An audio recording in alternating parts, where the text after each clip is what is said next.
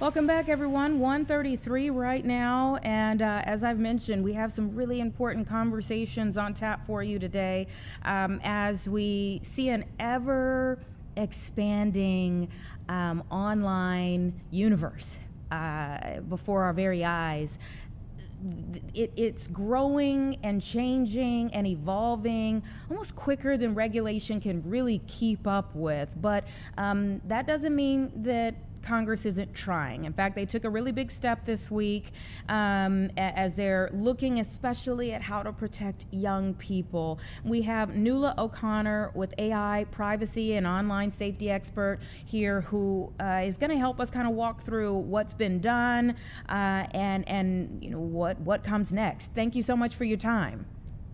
Delighted to be here. Thanks for having me. Explain to us the step that was taken and why this is significant. It's a very exciting and important time for internet safety, privacy, digital rights in general. Most recently, just this week, KOSA, the Kids Online Safety Act, was combined with the Kids Internet and Digital Safety Act. So it's Kids Act, whoever's naming these bills is getting it right, which does a whole bunch of things. But most importantly, the goal is to provide greater transparency and greater control to kids and parents about the algorithm and how they're served information and what they see online. And when you say the algorithm or things they see online, let's talk about some of the dangers as we know them right now. As I said, I mean, things are changing so quickly, but like as we know them right now, what are some of the dangers that combining these acts, these laws would help with? Well, as you covered, unfortunately, in the previous few minutes, kids are meeting people online that are causing harm in real life. So that's probably the number one thing parents are concerned about is who they are meeting online and then seeing in the real world. The second and incredibly important is what is the effect that the internet is having on them? Are they becoming addicted to the information that they see? Are they spending too much time online because they're kind of going down the rabbit hole of information and addiction through gaming or social media?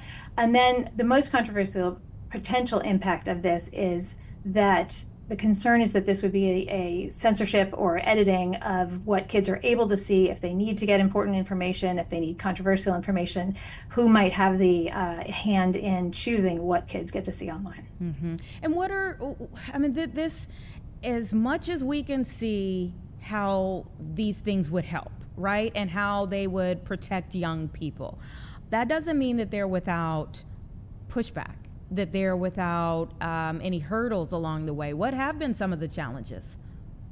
So correct. And some of the loudest and important voices in consumer advocacy disagree. So on one hand, you've got the Pediatrics Association saying kids are being harmed by addiction and exposure to kind of information like girls and women are seeing body image criticism, and it's contributing to depression and anxiety.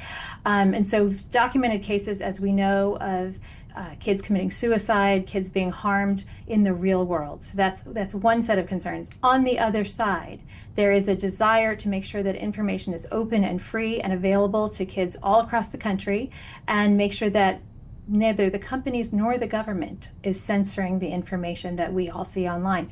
All valid concerns, and it is a very hard road to try to thread that needle.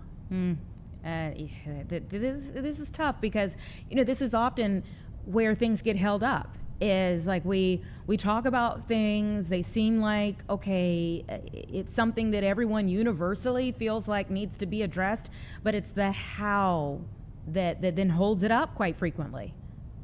That's incredibly wise. And that's why I would propose we need to think about what are the concerns parents and families have about their kids' experience online, and try to narrowly tailor what we do to resolve those without obviously having the harm to people's privacy and their free expression rights.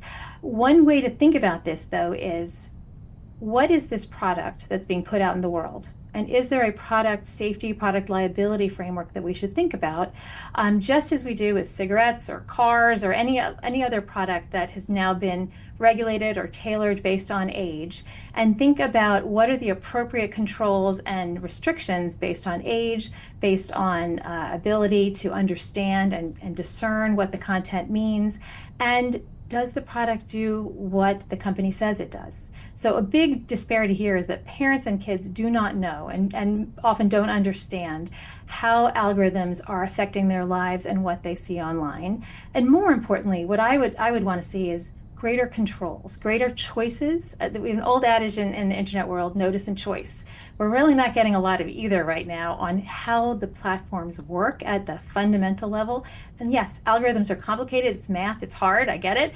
But some kind of explanation, but most importantly, paired with controls that kids and parents together can have conversations about. We're not trying to erase, I'm a parent, we're not trying to erase our controls and our sense of importance in the dialogue, but giving us more tools at the end of the day will allow people to make the choices that are right for their families. Mm-hmm. Yeah, it's so tough, because even when we say, like, understanding the concept that you're working with, I mean, for instance, the gaming platforms, it sounds really simple on the surface, a gaming platform, except they're not the same as they used to be. I mean, it's not the same gaming platform of the 80s or 90s.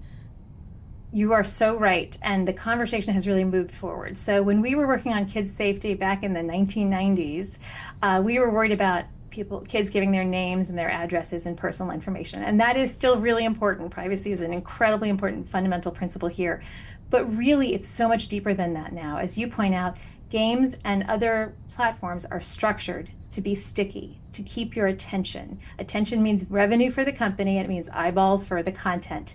None of that is really clear, in most cases at least, to parents who are casual users of the games or the platforms, and probably not discernible to the kids who are using them. And so there's, again, a kind of a power differential that we need to even out a little bit here and make sure that the kids and families have the tools they need. Yeah, and so while Congress is, trying to work things out at their level, many states have taken steps of their own. What have we seen? I mean, I'm seeing there are at least 16 states now that have some restrictions on social media. What are we seeing in terms of what is being done at the state level at the very least? We're seeing a lot of things, not only in the States, but actually around the world, from everything from a clear ban, as you've seen now in Australia, Portugal and Spain are considering them, and you've just seen in the last few weeks, the United Kingdom considering a flat out ban. No kids on social media until they're 16 or over in many cases. That's one of the most extremes. On the other hand, you're seeing more disclosures or more tailored defaults. So it's setting the default settings of platforms to the highest level and then letting kids and families decide when they want to loosen those settings up. We're seeing limitations on messaging, people blocking messages from people you don't know, which I think is an incredibly important principle. And also, people would worry about free speech and communication and information sharing. And again, age restriction bans, which come with their own set of challenges, because in order to verify someone's age, you're going to need to ask more information about them. And that's been the age-old dilemma of age verification and privacy. I will say this, what we've seen in the results from the flat-out bans in Australia, led by a terrific woman, the e-safety commissioner, Julia Inman-Grant, is that bans don't always work the way you think they're going to, because kids get around them. They give different birth dates, and the results so far in Australia are that not that many kids have been kicked off these platforms. Wow. I would rather see, again, more disclosure, more information, more control in the hands of the parents, and setting stronger baseline privacy and defaults that really reflect the kind of protections we want to see younger children especially have online. That information about Australia's ban is pretty mind-boggling, because that was going to be my next question. Like, do you think we would ever see something like that in the U.S.? But you can already see the holes in it from miles away. I do not think, I'm not in favor of bans, and I don't think it's a great idea. I, in fact, would rather get kids online earlier with good education and good media savvy, good media literacy, and help them understand that not everything they see online is Mm-hmm. true. Mm-hmm. People always put their best foot forward on social media. You can't compare someone's outside to your inside. I'd rather have literate, kind of empowered kids and families. And by the way, the tech industry is largely still the United States, and we feel strongly that they should continue to innovate. But again, with guardrails that reflect cultural norms in our country, which is to protect kids. Yeah, it's they are so smart. Honestly, I mean, kids are so smart. This generation so smart that it is harder to protect them. They are so much smarter in a different way, but at the same time, they're still young and need protection. But it is harder to protect them because of all the things that come with making them so smart in this generation. I'm going to leave you a positive note on that. The kids are going to be all right. The kids have figured this out better than we have. I see it in older teens and my younger and older children. They are figuring out that they need to self-limit, that they need to put the phones down, that they need to have conversations in real life with real people. I think we have gone through a rough time, and we're still, frankly, in the early days of the internet. This is still us figuring it out as a country and as a world, what our relationship is with technology. And then, of course, you throw in AI and chatbots, and we've got a whole nother generation of industrial and information change. I'm sort of the short-term pessimist and long-term optimist that we are going to make some mistakes as we have already, and that human beings are going to figure it out and do the right thing eventually. I like it, leaving it on that note. Thank you so much, Nuala. Great speaking with you. Thanks for your time. Take care. So about 1:45, everyone. Really important conversation there. I mean, truly. I mean, it's something that we're all struggling to figure out. But I think she gave us some valuable information about things that are happening both in our state, in our country, and around the world. Let's take a quick break.